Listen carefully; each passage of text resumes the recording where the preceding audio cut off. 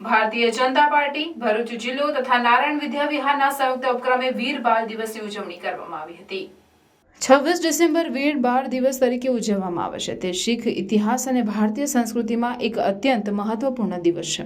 આ દિવસે શીખોના 10મા ગુરુ ગોવિંદસિંહજીના બે નાના સાહેબજાદા બાબા જોરાવરસિંહ અને બાબા ફતેહસિંહને શ્રદ્ધાંજલિ આપવામાં આવે છે, જેમણે તેમની નાની ઉંમરે ધર્મ અને સિદ્ધાંતોની સુરક્ષા માટે તેમના જીવનનું બલિદાન આપ્યું હતું।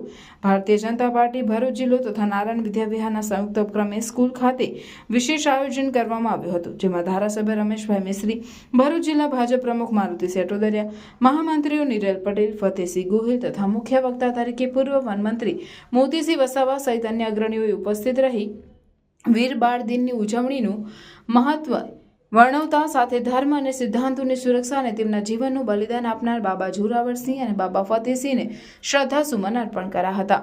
આ પ્રસંગે નારાયણ વિદ્યા વિહાર શાળાના આચાર્ય ડોક્ટર મહેશભાઈ ઠાકર સહિત શાળા પરિવારના સભ્યો અને ભાજપના કાર્યકરો ઉપસ્થિત રહ્યા હતા। શાળા ખાતે વીર બાળ દિન અંગે પ્રદર્શનનું પણ આયોજન કરાયું હતું, જેનું પણ ઉપસ્થિતોએ નિહાળ્યું હતું।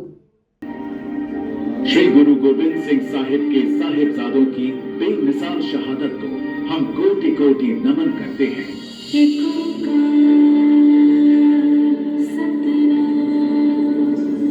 समस्त भारत के बच्चे इन वीर साहिबजादों के अनूठे जीवन तथा कुर्बानी से प्रेरणा ले सके, ताकि देश के लिए उनका समर्पण और पक्का हो। ये प्रण करते हुए प्रधानमंत्री नरेंद्र मोदी जी ने साल 2022 में 26 दिसंबर को वीर बाल दिवस के रूप में घोषित किया था। हमारे साहिबजादों का जीवन, उनका जीवनी संदेश देश के हर बच्चे तक पहुंचे और उनसे प्रेरणा लेकर देश के लिए समर्पित नागरिक बने। हमें इसके लिए भी प्रयास करने, हम जान देके औरों की जानें बचा चले, सिक्खी की नींव हम हैं, सरों पर उठा चले।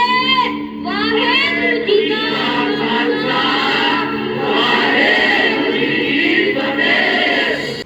मित्रों, આપણે સૌ જાણીએ છીએ કે વીર બાળની એ શું છે। જોરાવરસિંહ અને ફતેહસિંહજી ની શહાદત નાના ભાઈને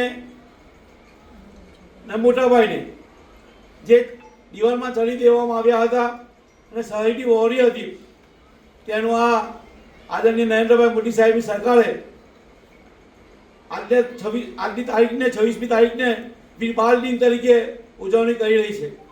ત્યારે આ કાર્યક્રમમાં સૌ અહીંયા ઉપસ્થિત રહ્યા છે, તેમનું હું હાર્દિક સ્વાગત કરી મારી વાતે વિરામું છું। અસ્તુ ભારત માતા કી જય, જય જય ગરી ગુજરાત। અને ફરીથી આ જ પ્રકારના કાર્યક્રમો જેમાં બાળકોમાં કંઈક ને કંઈક પ્રેરણા મળે।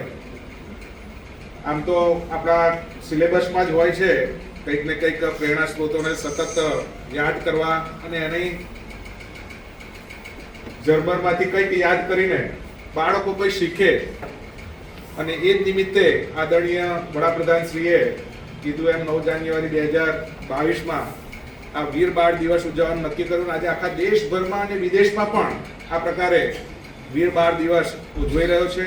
આ કોઈ માત્ર શીખ સંપ્રદાય પૂરતું સીમિત નથી, પણ સમગ્ર ભારત અને સનાતન સંસ્કૃતિનું ગૌરવ છે।